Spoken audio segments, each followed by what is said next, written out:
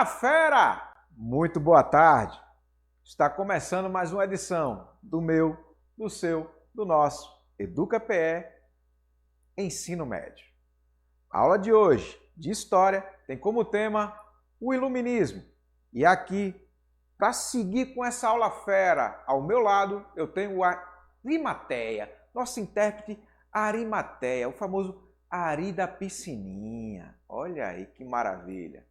E você já sabe, eu sou professor de História, mas você pode me chamar de Pimpão. Eita, nem falei meu nome, hoje eu tô muito adiantado, Ari. Eu sou professor de História, Henrique Virgínio, mas você pode me chamar de Pimpão. Então, antes da gente seguir com a nossa aula voltada ao pessoal do segundo ano do ensino médio, eu gostaria de reforçar um aviso. E esse aviso é para você, estudante do ensino médio, que vai fazer o SSA, o Sistema Seriado de Avaliação da Universidade de Pernambuco. As inscrições foram prorrogadas e ela vai até o dia 31 de agosto. Então, as inscrições foram prorrogadas até o dia 31 de agosto, exclusivamente pela internet. O valor é de R$ 110 a inscrição e pode ser pago até o dia 3 de setembro desse ano, tá bem? Do corrente ano. Para facilitar o seu acesso, a Aninha vai colocar aqui o QR Code. Observa aí, ó o QR Code aqui, aqui do ladinho. Ele vai levar você diretamente para a página de inscrição do SSA UPE. Não deixe para a última hora. Aproveita que as inscrições foram prorrogadas, mas não vai deixar para cima da hora, tá bem? Aponta a câmera do seu celular aqui para o QR Code. Ou então, depois, se você estiver assistindo essa aula pelo seu celular, depois acesse o link que estará lá na descrição desse vídeo na nossa página no YouTube, youtube.com/educape aula 26.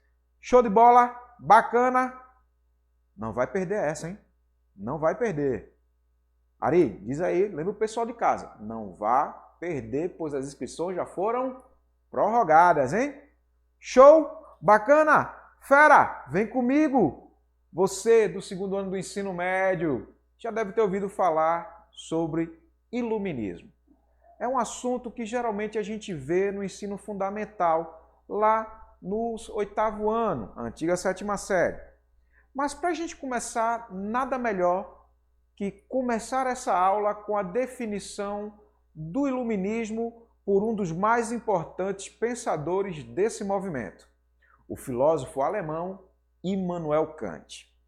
E Kant, na obra intitulada O que é o Esclarecimento, ele costuma definir o iluminismo da seguinte forma. Aninha, joga na tela. Show!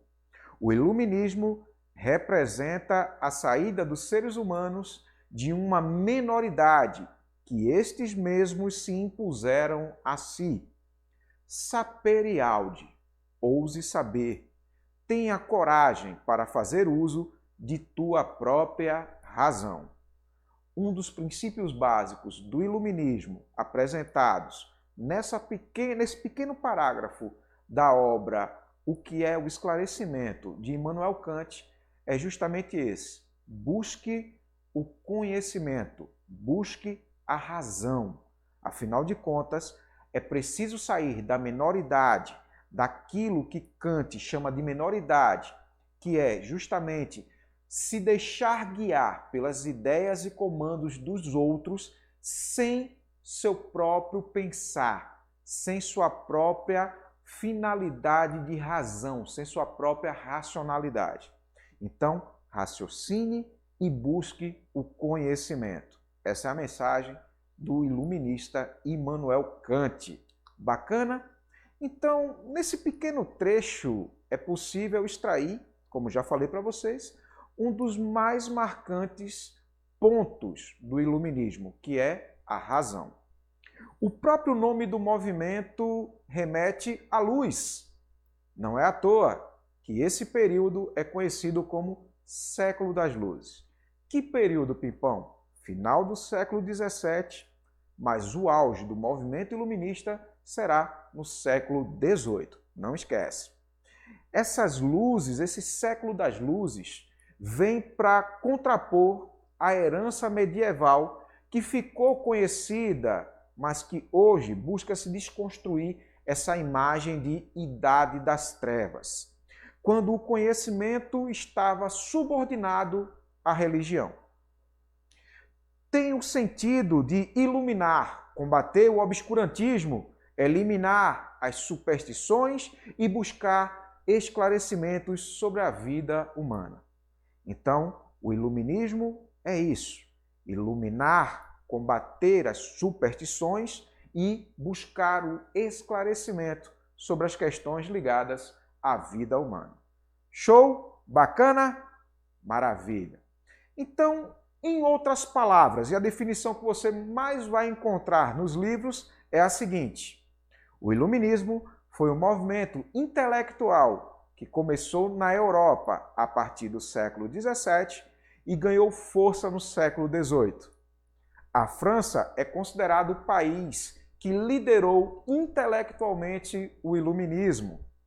Tinha como principais características a valorização da razão, considerada o mais importante instrumento para se conseguir qualquer tipo de conhecimento.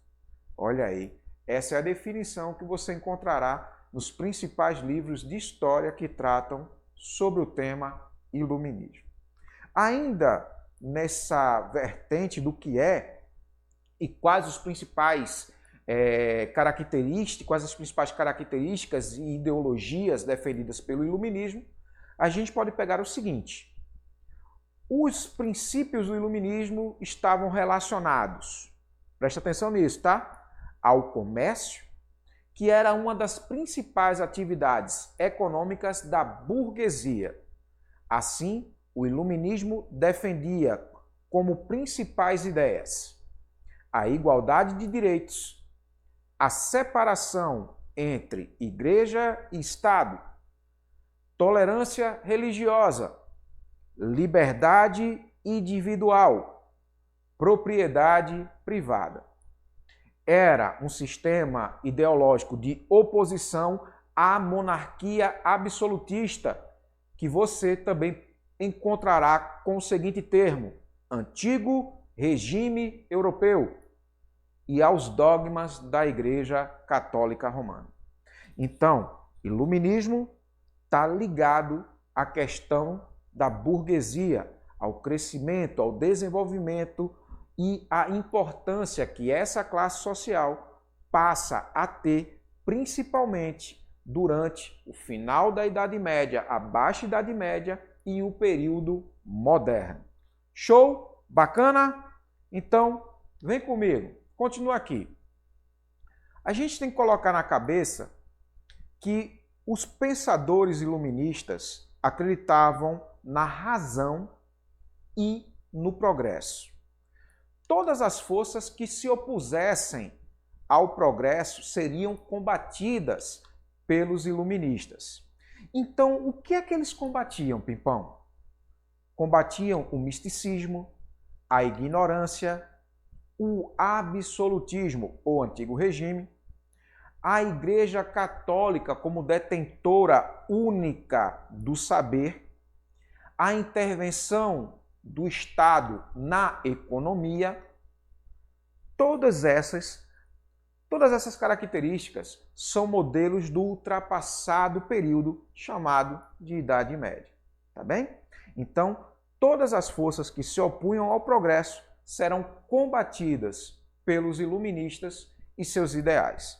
Show? Bacana? Seguindo ainda dentro desse contexto. A base do pensamento iluminista, você já sabe, a razão. Então, a razão humana é o guia do conhecimento e da ação do homem. O mundo está em contínuo progresso, guiado pelo desenvolvimento da razão humana. Então, a liberdade de pensamento, a liberdade da razão faz com que a sociedade evolua de acordo com as suas necessidades. Então, a razão não pode estar mais presa apenas à questão religiosa ou teologal. O homem tem que ser dotado do livre pensar. Essa é uma das vertentes do pensamento iluminista do século XVIII, ou seja, do período moderno. Principais ideias defendidas pelos iluministas. Acompanhe aqui comigo. Podemos sintetizar as principais ideias iluministas da seguinte forma: valorização do pensamento racional. Os iluministas consideravam a razão e a possibilidade de se questionar e investigar como o melhor instrumento para se alcançar qualquer tipo de conhecimento. Defendiam os direitos dos indivíduos por acreditarem que todos deveriam ter seus direitos naturais, como a vida, a liberdade, protegidos, além da propriedade privada, hein? Os iluministas defendiam muito essa ideia da propriedade privada, pelo menos a maioria deles. Seguindo ainda dentro do campo das principais ideias. Eram críticos aos regimes absolutistas e autoritários que até então dominavam o cenário europeu. Por isso, defendiam a maior divisão do poder do Estado. Defendiam a liberdade política, econômica e religiosa de todos perante a lei. Você vê que é totalmente oposto o pensamento iluminista do pensamento absolutista. Então, iluminismo será uma corrente contrária ao pensamento do antigo regime, ao pensamento do absolutismo monárquico.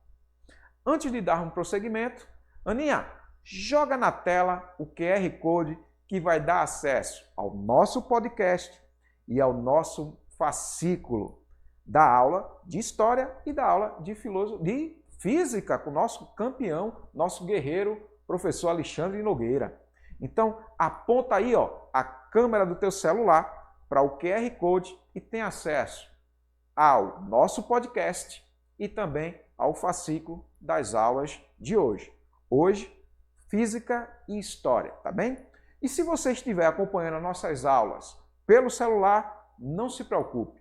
Você pode ir mais tarde no youtube.com/educape, acessar a aula 26, tanto de História quanto de Física, e acessar o link que vai vai direcionar você para o nosso podcast e também para a área reservada aos fascículos digitais. Então não esquece, baixar o nosso fascículo, os nossos fascículos e ter acesso ao nosso podcast.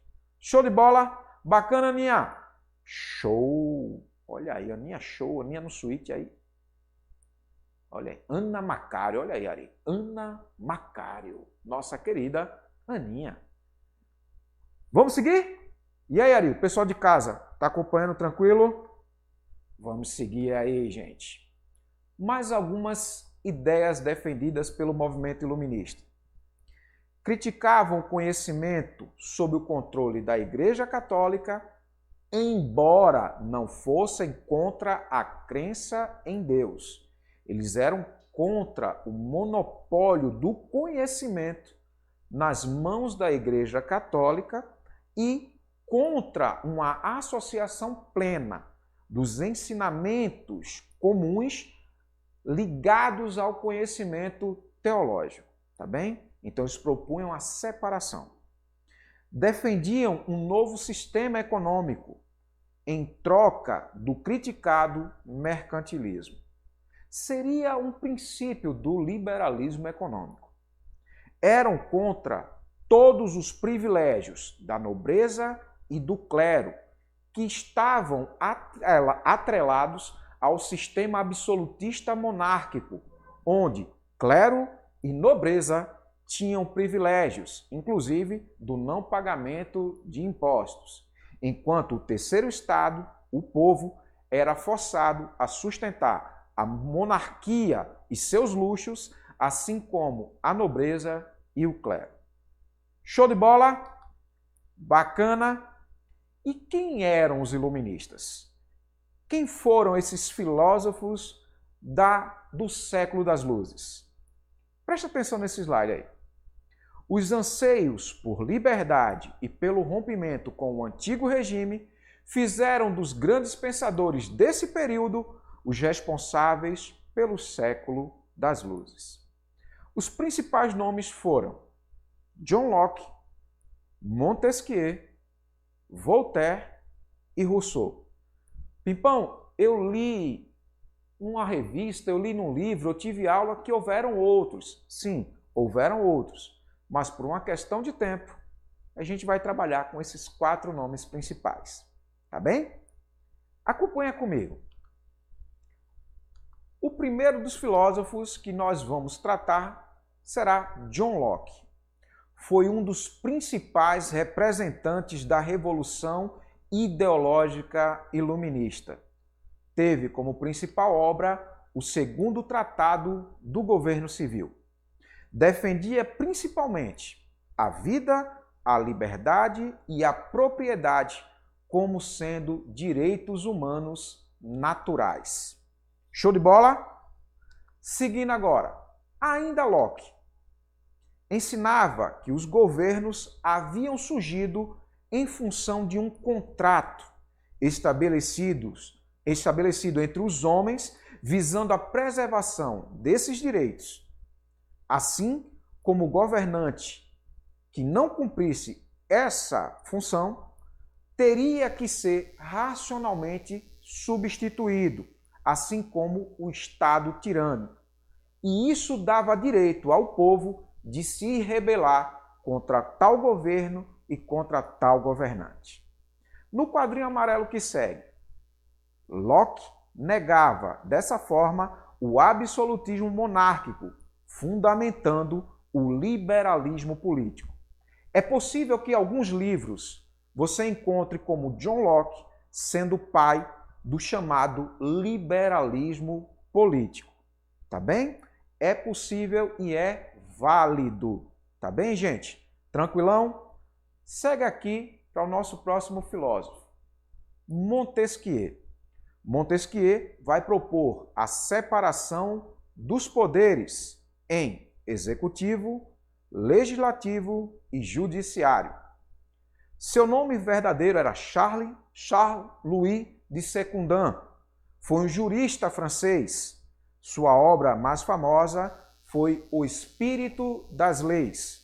Nessa obra, Montesquieu defendeu a separação dos poderes do Estado, como já falei para você, em executivo, legislativo e judiciário. Dividir os poderes era necessário como forma de evitar abusos dos governantes e de proteger as liberdades individuais. Esse tema tem tudo a ver com o Brasil de hoje, hein? Já pensou? Olha aí. Seguindo para o nosso próximo filósofo, Voltaire. François-Marie Arouet foi um dos mais famosos pensadores do Iluminismo. Com um estilo literário irônico, destacou-se principalmente pela crítica feita ao clero católico de sua época, à intolerância religiosa e à prepotência dos poderosos. Defendeu uma monarquia, mas não a monarquia absolutista, tá bem? Defendeu uma monarquia esclarecida. E o que isso quer dizer, Pimpão? Um governo baseado nas ideias dos filósofos. Que o rei fosse, acima de tudo, um pensador, que tivesse um certo grau de conhecimento filosófico que iria guiar-lhe através da razão. Show de bola? Então, esse foi o Voltaire. Seguindo ainda dentro da perspectiva do Voltaire. Apesar de grande crítico da Igreja Católica e do clero católico do seu tempo, ele não era ateu, era deísta. Acreditava na presença de Deus, na natureza e no homem. Bastando a razão para encontrá-los. Sua obra mais famosa, Cartas Inglesas, criticava severamente a Igreja e os resquícios feudais, como, por exemplo, a servidão. Ficou marcado historicamente e filosoficamente por frases do tipo: não concordo com uma única palavra do que dizeis, mas defenderei até a morte o vosso direito de dizê-lo. Era um ferrenho defensor da livre expressão. Esse foi nosso amigo Voltaire. Show? Para o nosso último filósofo de hoje, Jean-Jacques Rousseau, um suíço que acabou se transferindo para a França, onde escreveu grande parte de suas obras. Entre várias obras escritas pelo Rousseau, vamos destacar o Contrato Social. Costuma aparecer com frequências tanto em provas de história quanto provas de sociologia e de filosofia. Então é bom você conhecer um pouco mais sobre o que seria o tratado social proposto na obra de Rousseau. Tá? Em linhas gerais, ele vai expor nessa obra a tese de que o soberano deveria conduzir o Estado segundo a vontade geral de seu povo, sempre tendo em vista o atendimento do bem comum, ou seja, o bem geral da população. Vale a pena, repito, conhecer um pouco mais sobre esta obra. Ainda dentro da obra, nós temos, dentro do plano do filósofo Rousseau, nós temos a obra Discurso sobre a Origem da Desigualdade entre os Homens. Nessa obra, ele exaltou as virtudes da vida natural e atacou a corrupção, a avareza e os vícios da sociedade dita civilizada. Fez inúmeros elogios à liberdade de que desfrutava os chamados selvagens, na pureza do seu estado natural. Em alguns livros, em alguns textos, essa parte em que ele faz o elogio aos ditos selvagens aparece como o bom selvagem. Rousseau tornou-se célebre como defensor da pequena burguesia e inspirador das ideias que vão levar, em grande parte, à Revolução Francesa lá da segunda metade do século XVIII. Tá bem? Então nós temos aí Locke, Montesquieu, Voltaire e Rousseau como grandes nomes do processo iluminista. Show de bola? Bacana? Lembro também você que isso é apenas um recorte. Nem de longe isso esgota o tema iluminismo ou sobre as teorias de seus filósofos. O pensamento iluminista vai encontrar suas origens lá no século XVII, como dito no início da nossa aula, na chamada Revolução Científica, outro tema que costuma aparecer no SSA da segunda etapa. Quem se destaca dentro dessa chamada Revolução Científica? Os pensadores René Descartes, com o racionalismo cartesiano, John Locke, que já foi apresentado no decorrer da nossa aula, e Isaac Newton e o seu mecanicismo. Esses três grandes nomes produziram uma verdadeira revolução na ciência do seu tempo e abriram as portas da Europa para o pensamento iluminista. Vale a pena investir um pouco de tempo e estudo na questão ligada à Revolução Científica do século XVII. Tá bem? Para encerrar a aula de hoje, nosso tempo sempre é curtinho, fica a dica da bibliografia consultada para essa aula, principalmente o livro Revolução Francesa e Iluminismo. Textos desse livro apareceram em questões do Enem e do SSA. Nossa aula e nosso tempo vai chegando ao fim. O Ari, eu e a Aninha vamos ficando por aqui, mas a gente se vê numa outra história.